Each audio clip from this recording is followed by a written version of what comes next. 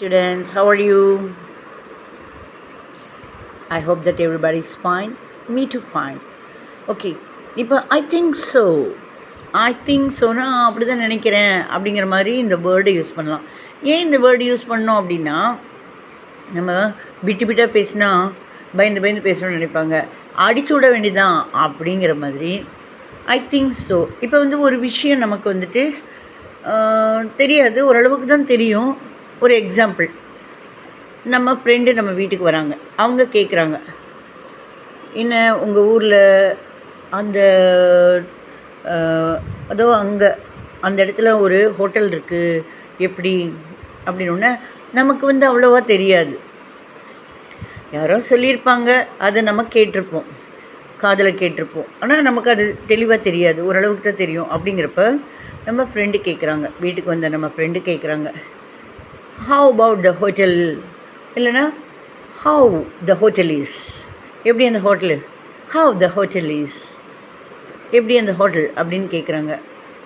It's good I think so, it's good I think so. அங்கே நல்லாயிருக்குன்னு தான் நினைக்கிறேன்.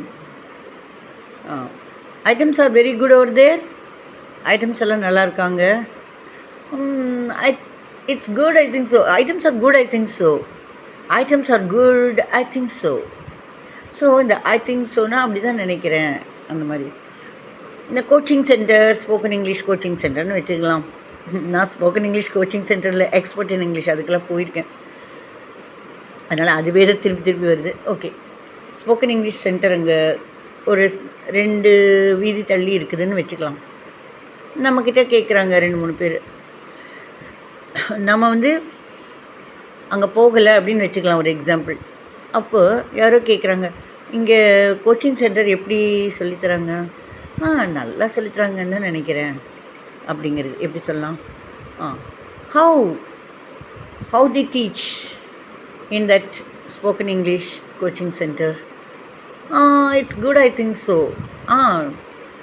Teaching R coaching is good I think so. இப்போ it's good அப்படின்னு சொல்லாதது விட்டுட்டு coaching is good I think so அப்படின்னு நீங்கள் சேர்த்து சொல்கிறப்ப கொஞ்சம் குவாலிட்டியாக இருக்கும். ட்ரை பண்ணி பாருங்கள்.